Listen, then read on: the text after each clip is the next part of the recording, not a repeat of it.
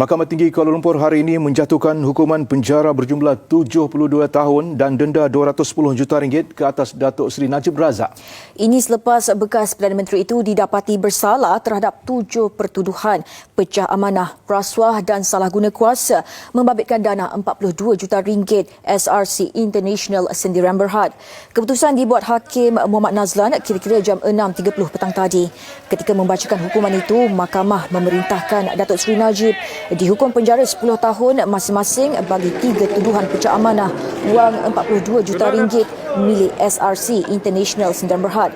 Hakim turut memerintahkan Datuk Seri Najib dikenakan 12 tahun penjara dan denda RM210 juta atau jika gagal bayar 5 tahun penjara bagi tuduhan menyalahgunakan kedudukan. Manakala bagi tuduhan pengubahan wang haram pula, Hakim memerintahkan tertuduh di penjara 10 tahun bagi setiap tuduhan. Walaupun hukuman penjara itu berjumlah 72 tahun, beliau bagaimanapun memerintahkan semua hukuman penjara berjalan serentak. Ini bermakna bekas Perdana Menteri itu akan menjalani hukuman penjara selama 12 tahun.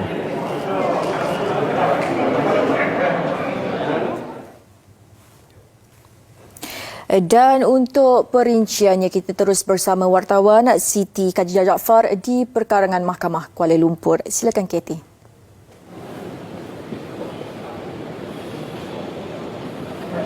Ya, hari ini sememangnya merupakan hari yang agak panjang bagi kami petugas media yang membuat liputan berkenaan dengan perbicaraan keputusan untuk kes ini yang telah pun bermula seawal jam 10 pagi tadi, yang mana Hakim Mahkamah Tinggi Muhammad Nazlan Muhammad Ghazali telah pun memutuskan bahawa tertuduh Datuk Seri Najib Razak ini bersalah ke atas kesemua ketujuh pertuduhan yang dihadapi oleh beliau yang membabitkan kesalahan rasuah, salah guna kuasa dan juga pengubahan wang haram dana milik SRC International Sdn Bhd yang berjumlah RM42 juta. Dan terdahulu ketika membaca penghakimannya yang dianggarkan mengambil masa hampir selama 2 jam itu, Muhammad Nazlan berkata selepas menimbangkan semua keterangan, beliau mendapati pendakwaan telah berjaya membuktikan kesemua 7 tuduhan yang dihadapi oleh Datuk Seri Najib. Dan bagi tuduhan pecah amanah, Muhammad Nazlan berkata pasukan pembelaan gagal menimbulkan keraguan munasabah terhadap kes pendakwa raya berkenaan wang milik SRC berjumlah RM4 bilion yang diamanahkan kepada beliau dalam kapasitinya sebagai Perdana Menteri dan juga Menteri Kewangan ketika itu. Bagi tuduhan salah guna kuasa pula, Nazlan berkata pasukan pembelaan gagal untuk menimbulkan keraguan munasabah terhadap kes pendakwa raya berkenaan dengan jaminan kerajaan bagi pinjaman berjumlah RM4 bilion daripada kumpulan wang persaraan diperbadankan kepada SRC.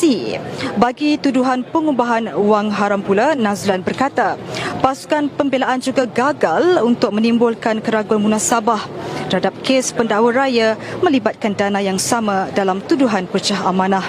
Dan susulan dengan keputusan itu, Peguam Bela tertuduh Tan Sri Syafiee Abdullah memohon untuk penangguhan untuk prosiding rayuan sebelum hukuman dijatuhkan kepada Isnin. Namun permohonan itu dibantah Timbalan Pendakwa Raya Kanan Datuk V. Sitambaram dengan hujah penangguhan hanya diberikan dan bukannya untuk penangguhan bagi sabitan sebelum ditolak oleh mahkamah.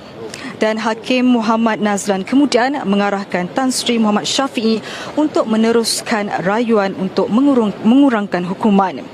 Dan mahkamah kemudian menjatuhkan hukuman penjara berjumlah 72 tahun dan denda RM210 juta ke atas Datuk Seri Najib.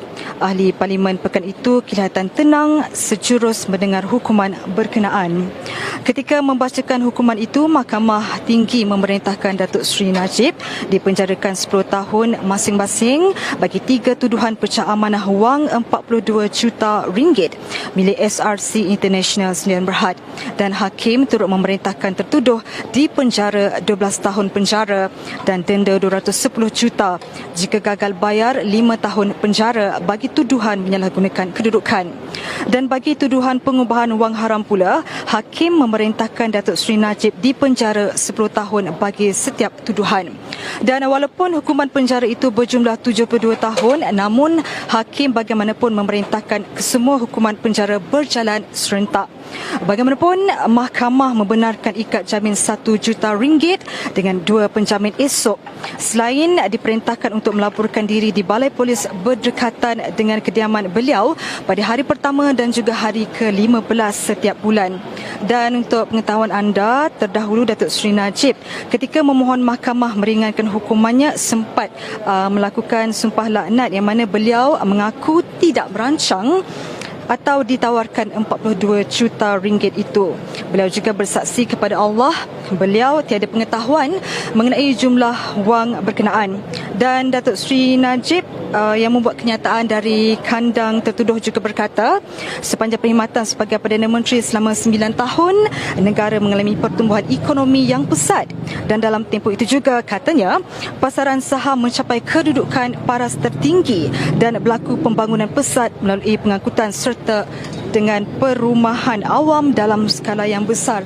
Dan ketika ini suasana di sekitar mahkamah kalau dapat dikongsikan jam 8:06 malam ini, di belakang saya ni di lobi mahkamah ni sidang media yang difahamkan sidang media oleh Datuk Seri Najib sedang berjalan. Kalau dapat juru kamera saya zoom sedikit, difahamkan Datuk Seri Najib sedang melakukan sidang media beliau bersama-sama dengan pasukan pembelaan yang diketuai oleh Tan Sri Syafiee Abdullah, yang mana kalau pagi tadi ramai penyokong-penyokong Datuk Seri Najib berkumpul di sini, namun jumlah itu berkurangan pada tengah hari. Namun malam ni tadi kita di sini ada terdengar juga sorakan-sorakan daripada penyokong yang difahamkan mula hadir berkumpul di sini sebaik sahaja mahkamah tadi selesai bersidang.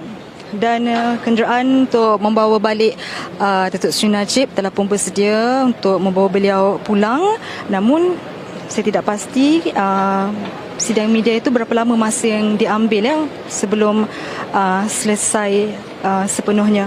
Dan keadaan di sini terkawal, tiada apa-apa yang berlaku, semuanya baik-baik saja.